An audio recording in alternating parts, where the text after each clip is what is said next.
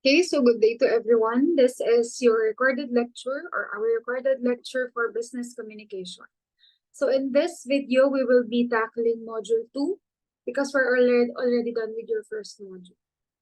Okay, ito pong module na to is wala siyang like the module that I had given you already. Wala siyang ganun or a written material. It's basically this presentation already. So if you want, I can send din naman this presentation sa GC natin later on. But if you will be expecting for a written module, wala po siyang ganun. So it is what it is. Ito na siya, this recorded lecture and the presentation that I'll be sending to you later on. So bakit? Bakit wala siyang ganun? It's because today we will be talking about the oral communication side of business communication. Siyempre, in business communication, hindi lang, sabi ko nga sa inyo, di ba, hindi lang tayo written, hindi lang tayo oral. It's a combination of both. And during our first module, mas nag-focus tayo on written communication. If you can still remember, I let you understand that there are different documents na ibinibigay when it comes to relationships or communication according to direction. Meron tayong downward, upward, horizontal, and diagonal. Those are all focused on written communication. However, today we will be focusing on the oral communication side of business communication. Mas ito yung application na tinatawag. Application na magagamit nyo mismo if you will already be professionals in the future. Okay? A professional HR, professional marketing management, personnel or a person. Ito yung magtuturo sa inyo on how you will be communicating or how you will communicate to your kapwa people in the business community. Okay? So today we will be tackling about oral communication when it comes to business person to business counterpart. When we say business counterpart, it's very different from what we often hear na colleague or kaya coworker.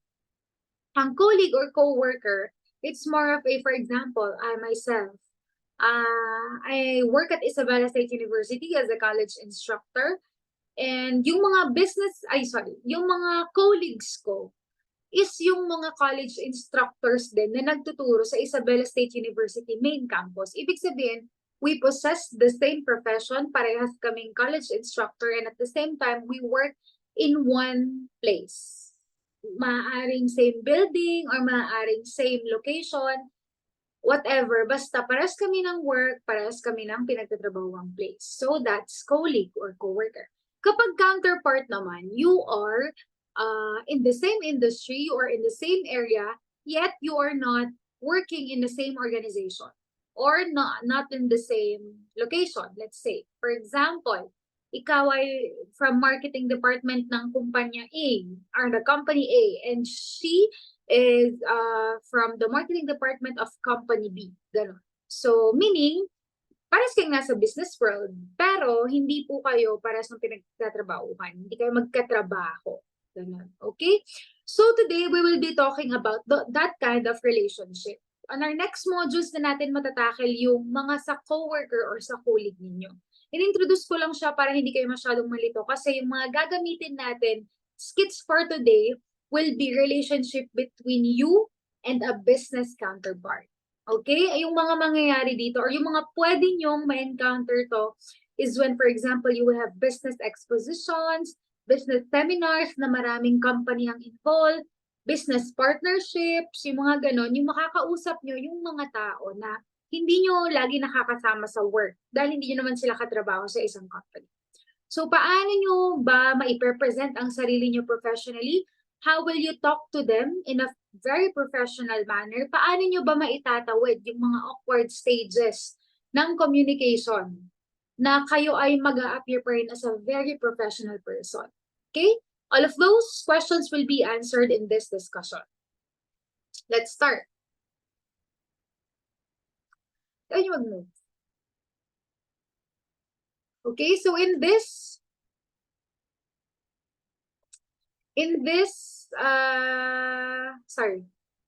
discussion, yeah, I prepared skits no na ating makikita all throughout the discussion para mas imagine nyo kung paano ba nangyayari yung pagkikipag-communicate and kung paano nyo ba gagawa ng paraan if ever kayo yung mapupunta sa ganitong sitwasyon. So let's first start with the basic one, introducing yourself to someone. Sabi ko nga sa inyo, di ba, imagine you will be, let's say na lang nagkita kayo, si John at Leia, sila yung ating characters for today. For example, kayo si John, okay? You are John. Kayong mga students ko, you will play as John. Ibig sabihin, kayo po yung magpapakilala ng sarili and kayo yung magiging sender all throughout na itong gagawin nating skit. So for example, ikaw, John, ay nagkatrabaho ka sa company A and si Leia naman ay nagkatrabaho sa company B, but both of you are working in the same industry, business industry, okay? So, let's read. Basahin nyo. Ang hirap pala pag wala kang kausap na face-to-face. But anyway, basahin nyo na lang siya and we can read it naman all together. So, John, hi, my name is Garcia. And Leia answered you and she said, is that your first name? You said, no, it's my last name. Leia said, I see. I see. It's a pleasure to meet you, Mr. Garcia. I'm Leia Santos. Please call me Leia. John, nice to meet you. By the way, this is Mr. Ramos. Hi, I'm Leia. It's nice to meet you, Mr. What can you infer from the skit? Ano po ang napansin ninyo? May napansin ba kayo? Sana sinasagot nyo kung sa mga panong ito dahil syempre hindi ko lang kayo matatanong. But what can you see? Do you have any comment? Tama ba kung paano nyo present ang sarili nyo? Remember, you are John. Okay? You are John. Tama ba yung mga pagkakapresent nyo ng sarili ninyo? Tama ba na hinulaan pa ni Leia if that's your first name or your last name? Tama ba na pinakilala mo si Mr. Ganito? Tama ba ang way ng pagkakapapakilala mo? What do you think? Okay, so let's see. Sorry. Actually, this one is correct but can be improved. Ganon. It can be parang upgraded. Ganon pa. Okay naman siya, pero there's a better way for you to do it. Right? Kasi, come to think of it, you will already be professionals in the future. Isipin mo, you already graduated, you're a professional person already, you are a marketing management personal or professional, HR agent or professional, ganun na kayong klase ng mga tao. And yet, ganito pa rin, ka-awkward kayo makipag-usap sa mga taong nasa parehas nyo na industry. Do you think that will affect your image as a communicator? Of course, matatarnish yung credibility mo, ikaw as a communicator na bakit ganun? Ba't parang hindi mo alam i-present ang sarili mo? Bakit parang hindi ka sobrang confident na magkaroon ng flow yung conversation mo with other people? Are you afraid of something or whatsoever? So if ganito ang pakikipag-usap nyo or how you introduce yourself to others, it may give an idea na parang you're not that confident when it comes to talking about yourself. And that is needed to be avoided, diba? When you are already in a business world. Kasi nga, sabi ko nga sa inyo, ang pinaka-importanting communication in business communication is sana ay oral communication. That's why it is a must for you to practice kung paano nyo ba ipapresent sarili nyo pa lang. So, how can we do that? We have here BUSCOM tips or business communication tips that we can look at. First, full name, then first name. Ma'am, ano ba yung full name, then first name? Ibig sabihin lang nito, if you will be introducing yourself, you state your full name. Then, the first name, depende sa'yo yan. Nilagay ko lang na first name kasi later on you will know. Pero nilagay ko yan, ibig sabihin, after you say your first name, your full name, for example, good morning, I'm Kathleen Alino, but you can call me Kathleen. Yun siya. Kaya then first name ang nilagay ko.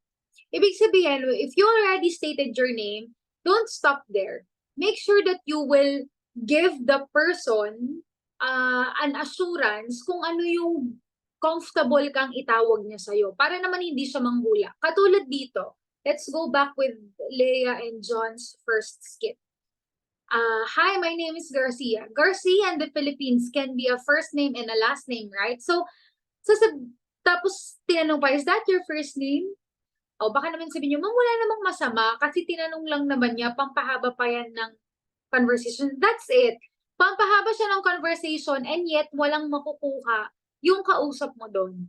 Diba? It's, sa madaling salita, it's nonsense. Diba? Sayang siya sa oras kasi ipapatanong mo pa ba yun sa isang professional na taong kausap mo? Ipapahula mo pa ba sa kanya kung first name mo ba yun or last name mo? It will be better if you will present yourself with your full name and sasabihin mo kung anong name ka comfortable na tawagin. Pwede rin namang, good afternoon, I am Kathleen Alinio, but you can call me by my last name, Miss Alinio. Diba? At least alam nung kausap mo na you're very confident on presenting yourself. So that's the first tip. How about the second tip? The second tip is you repeat names. Ma'am, kaninong name? Nauna, inulit ko na nga sa una, ulitin ko pa ulit. The repeating names here is the one that you're talking to. Sino yung kausap mo? Kapag may kausap ka and you are talking about introducing yourself to each other and yung kausap mo, pinakilala niya na yung pangalan niya, make sure you pay attention. Okay, you pay attention to his or her name or to their name. Mag-pay attention kayo kung ano yung gusto niyang way kung paano mo siya i-address. Kasi that will build relationship sa inyong dalawa. Kapag tinatawag mo siya by the name na gusto niyang itawag mo sa kanya, mararamdaman ng kausap mo that you are interested with what you are talking about. Later on, we will expound this. Next, kanina di ba, John, balik ulit tayo. John introduced someone. Ito. By the way, this is Mr. Ramos, sabi niya. So may inintroduce si John. Kaso lang, syempre, si Leia, napaka-awkward naman. Okay, Mr. Ramos, sino naman siya, di ba? Hahayaan mo ba ulit na magtanong na naman yung kausap mo na, okay, so who is she? Or who is he?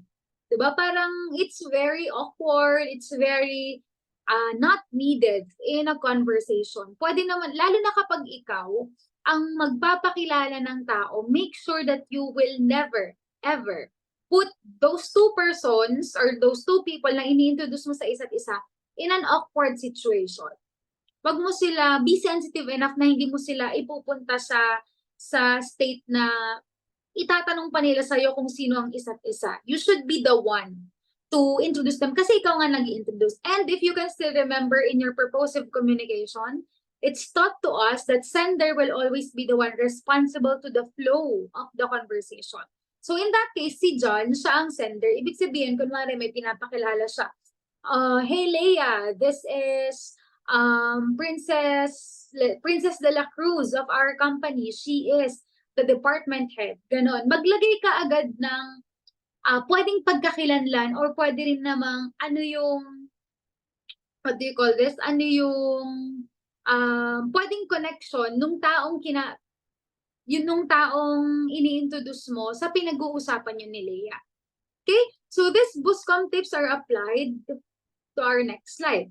Ayan, yung mga naka-underline ay kung paano na nagamit yung mga Buscom tips na nakalagay sa previous slide. So, you can see here, ito lang din yung kanina pero mas naano siya, parang mas naging okay siya kasi nga in-apply na yung Buscom tips. So, let's read it once again. So, John here said, hi, my name is John Garcia. So, yung sinasabi ko kanina, you state your full name. Huwag mo namang ipahula. No? Huwag mo naman nang ipahula sa kausap mo kung ano yung full name. And I believe kasi it's very basic if you will introduce yourself, lalo na kung professional way. Full name talaga ang sabihin mo. Kung ano yan, kung get together lang yan, like for example, nakasama na tinanong ka lang sa kalsada, for example, na hindi siya formal na setting. Anong pangalan mo? Siyempre sasabihin mo yung first name mo. Pero sa mga ganitong kinds ng occasion, business meetings, business partnerships, business expos, it's better if you will really tell your first name tell your whole name at first, diba? So Leia answered, it's a pleasure to meet you, Mr. Garcia. Tapos ikaw naman sasabihin mo, please call me John. So bakit kaya? No, I wanna ask you, pero syempre hindi ko naman kayo ma-ask literally. But what do you think is that people insist on calling them with their first names? Like for example, this one. Sabi ko sa inyo kanina, 'di ba? Para magkaroon ng idea yung kausap nyo kung paano kayo tatawagin. So Leia here called John as Mr. Garcia. Actually, that's fine already. Mr. Garcia, okay na yon kasi apelido mo naman yun eh. Then John here stated, please call me John. Is that bad? What do you think? Bakit kaya nire-reinstate sa mga ganitong situation? Natawagin mo yung isang tao by his or her first name. Sige, assignment niyo yan. Pa-assignment. Pero hindi, tatanungin ko sa inyo yan sa face-to-face, no? Sana mag-face-to-face pa tayo. Sobrang mabubulok na yung mga prelims niyo. But the reason, I'll tell it to you kapag nagkita na tayo, para mas makapag-isip pa kayo. So kapag nagkita-kita tayo, baka magulat na lang kayo. Bigla kitang tawagin, tanungin kita kung ano yung sagot mo sa tinanong ko sa recorded lecture. So kapag di ka nanood nitong recorded lecture, kawawa ka naman. Okay, sa mga nanood, sipin nyo, bakit kaya we keep on reinstating our first, we keep on suggesting na tawagin na lang tayo on our first name. Like for example, tatawagin ako, hello Miss Alinio, you can call me Kat. Bakit may mga ganon? Okay, that's a question. Now, I will ask you kapag nagkita na tayo. Now, let's go sa response ni Leia. Okay, John, I'm Leia Santos. You can call me Leia. It's nice to meet you too, Leia. So, yun yung sinasabi ko sa inyo. You repeat the person's name na kausap nyo. Kasi, this is better compared sa isipin nyo, oh, it's nice to meet you. Tapos, full conversation nyo, hindi nyo siya tinatawag. Hindi mo tinatawag yung name niya. Siyempre, what will the person feel? Anong iisipin niya? Anong mararamdaman niya na it's because hindi mo ba narinig yung pangalan niya? So, you're not paying enough attention if that's the case, di ba? Kaya, dapat po, be attentive kasi professional na pag-uusap to. Then, make sure that you will make the other person feel na you're interested on what he or she is saying. Okay? So, dito na yung you will introduce someone. By the way, I'd like you to meet my boss, Mr. Arnold Ramos. He's our department manager. So, kanina, si John, ang ginawa niya lang is, by the way, I'd like you to meet Mr. Ramos. Yun lang, di ba? Parang, okay, so sino si Mr. Ramos? Saka si Mr. Ramos ba, apelido niya ba yun? Name niya ba yun? So, papahulain mo pa ba si Leia, di ba? Save Leia for those burden. Huwag mo na siyang pahirapan pa. You as the sender or bilang nagpapakilala sa kanila, ipakilala mo na siya as your boss, his full name, and ano ang position niya sa inyong company. As easy as that. Hi, I'm Leia. It's nice to meet you, Mr. Ramos. Then, the conversation will flow on its own. Okay, so that's how you introduce yourself to someone.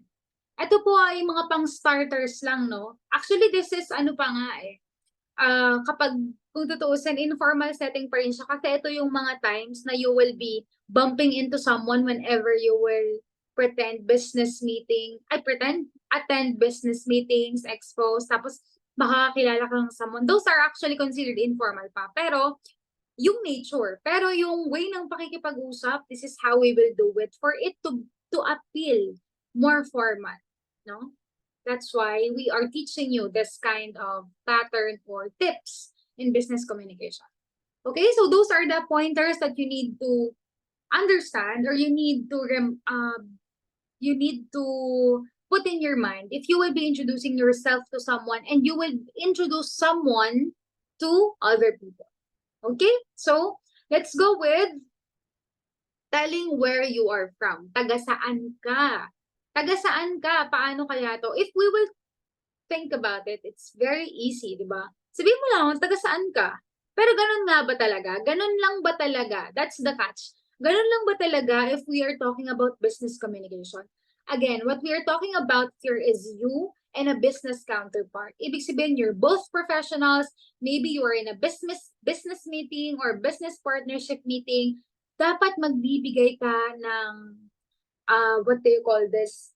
Magbibigay ka ng image because you're representing your company. Magbibigay ka ng image na, okay, this company, they are very good in conversing with other people. Yung nakausap ko sa company nila, ang galing makapag-usap. Yung department head nila, for example, you're the department, yung department head nila, grabe, nakausap ko, ang galing niya, ang dami ko natutunan. Diba? Yun din yung isang ini-aim natin. That's why we are teaching you on how to converse properly in business communication. Okay? Kaya hindi lang siya basta tell him where you're from. Unlike sa mga ginagawa natin, for example, we will go out with business com. Taga saan ka? Ay, taga dyan lang ako. Taga saan ka? Diba? Ganun kasi sa Pilipinas, diba? Taga saan ka? Taga dyan lang. O, iintindihan agad natin yun. But in business com, it's very different. So let's see how it works. Wait lang. So Leia again. Leia, so where are you from? John, I'm from Etiague. Leia, and where's that? John, it's in Isabela. Leia, I see. Okay. So anong mapapansin nyo ulit, diba? Parang napaka-awkward naman kausap ni John, if ever. Like, he is giving all the responsibility kay Leia na mag-flow yung conversation. Well, in fact, hindi dapat ganun. Dapat dalawa kayo na nag-uusap, diba? Para kasing magtatanong si Leia, sasagutin ni John. Tatanong si Leia ulit, sasagutin ni John. That's not how you do it in business com. So how do you do it, Ma'am Ka? Ganito po siya. Buscom tip again. Buscom. Business com. Buscom kasi ang tawag namin. So, yeah. But business com tip. First, fillers may help. Actually, I don't know if nasabi sa inyo to. Pero others kasi, narinig ko kasi to before. Ang fillers kasi, ito yung mga nilalagay natin sa sentences natin kapag hindi tayo makapag-isip mabuti. Like, finifill natin tong mga words na to para makapag-isip pa tayo ng sasabihin natin. For example, so, and yung mga ganon, fillers po yun. Like, for example, hindi tinanong ka, tapos hindi ka agad makasagot kasi ang dami mong so, and yung mga ganon, that's fillers. One time, narinig ko, syempre hindi ko na sasabihin kung kailan or saan ko narinig, na ang fillers daw is a sign na hindi ka magaling na speaker. I don't know, but for us kasi language majors, I'm a language major because I graduated having the degree in Bachelor of Arts in English Language Studies. Naturo kasi sa amin that fillers are actually communicative competence. Ibig sabihin, isa tong technique na ginagamit ng mga speakers para mas ma-express nila yung sarili nila. So in business communication, you can also use this. Hindi porket marami kang ganun, that means kinakabahan ka ng sobra, that means hindi ka marunong or whatsoever. Feel free to use that. Kasi bakit? For example, isipin nyo na lang, dito kay... Balik tayo. Balik tayo. Where are you from? Tanggalin natin yung filler. So, filler to. Where are you from? I'm from Etiague. Where is that? In Isabela. I see. Isipin nyo, walang so, walang and. Ano ang pwedeng, what do you call this? Ano ang pwedeng dating nun? Hindi siya natural pakinggan, 'di ba? Kapag nakikipag-usap naman tayo sa mga tao, hindi naman tayo yung tuloy-tuloy, yung as in wala kang filler, 'di ba? That's why in business communication, fillers ay welcome. Welcome po ang mga fillers dito. F-I-L-L, mga fillers, welcome. Kasi pwede siyang maka-help para mag-isip ka pa kung ano yung pwede mong masagot, tsaka para mas maging natural or mas maging natural kang pakinggan. Okay? At kapag natural ka kasing pakinggan, it adds to your appeal as a speaker. Parang mas nag-a-appear na confident ka. And that's very, very important. Next, we have the adequate. Wait lang nga. Sorry. Next we have is the adequate technique. When we say adequate, actually, ginawa ko lang tong adequate na word. Pag sabi kasing adequate, okay na, parang sufficient na siya. Ganon. Actually, ADQ lang yan. Pero nilagyan ko ng word na adequate para mas siguro maalala nyo siya. Pero awan ko kung nakatulong ba or mas nakasama lang. Yung adequate kasi na word, ibig sabihin niya, in Tagalog, okay na, parang tama na siya, sakto na siya, gano'n. And yung adequate technique, ito yung gagawin mo para malaman mo na okay na yung sagot mo, sakto na yung sagot mo when we are talking about business communication. So ano po yung adequate technique, ma'am? ADQ. A stands for answer, D stands for details, and Q stands for question. So answer, details, question. Paano po siya? It's like this. So, ayan. Yung fillers muna tayo. Number 1, ito ulit, parehas lang to sa kanina, pero mas na-expound siya and mas marami siyang parts kasi nga ginamit na yung Buscom tips. Okay? So, and yung mga to, well, no, well, so, mga, ayan, fillers, diba? Mas nagsisound natural yung speaker kapag nilalagyan natin na ganyan. Okay, so tignan natin yung sinasabi ko na ADQ or adequate technique. Letter A. So, question. So, where are you from? Answer the question. Oh, I'm from Etchage. It's a town in the province of Isabela. Details. Diba? Hindi lang yung katulad kanina nung sumagot si John na, I'm from Etchage. Yun lang. Ano na? Ano nang susunod? Ibibigay mo na naman kay Leia yung responsibility para tanungin ka. No, it should not be like that. Ikaw as a communicator, dapat you should know how to make the conversation flow naturally. Hindi yung sagot ka lang ng sagot. You should make the other person feel na interested ka naman sa pinag-uusapan nyo. So, aside from answering the question itself, so where are you from? I'm from Etchage. You add details. It's a town in the province of Isabela. How about you? So you ask the person pabalik. Diba? Actually, it's a practice in the Filipinos, diba? Ginagawa natin yan na kapag tinanong ka, anong pangalan mo? Ikaw, anong pangalan mo? Gaganon tayo sa dulo. Or ikaw, taga saan ka? Parang naging practice na natin siya. In business com, you can do that also. Or you can apply that. Kasi that's very good technique para magkaroon kayo or makabuild kayo ng harmonious relationship with the person you are talking to. Okay? So, baka sabihin nyo, ma'am, paano kapag ang dami-dami mo nang sinabi, tapos nainis na siya kasi hindi naman connected sa pinag-uusapan nyo. Siyempre, again, di ba? As a sender, kayo po ang responsible sa kung ano man yung mga message na isa-send nyo. So, siyempre, ikaw, alam mo kung kailan ka i-stop and alam mo kung ano lang yung mga details na dapat mong sabihin. Siyempre, yung mga connected lang sa tinanong niya. Like, for example, yung ADQ technique niya. Eto, where are you from? So, tinanong ka lang niya about taga saan ka? Yung answer mo is Etchage. It's a town in the province of Isabela. Is that far from the topic? No. Sinabi mo lang naman kung saang town siya kasi baka hindi siya familiar sa Etchage. Okay? Mas familiar yung town, yung province na Isabela. Okay? So, ganun po siya. And how about you? And charba. Oh, I'm from Dagupan. It's a big city in Pangasinan. So, what's there to see in Etchage? So, siya naman nagtanong sa'yo. Well, it's famous for its Bancheto area. Is it? I want to ask the Etchage people kasi I'm not from Etchage. Hindi ako originally from Etchage. Marami kasi akong friends from Etchage. Ang sinasabi nila, ang base daw nito ay Bangketo. Tapos naging Bancheto. Hindi ko alam, no? Pero, ewan ko, sagutin nyo ako pag nagkita na tayo sa face-to-face.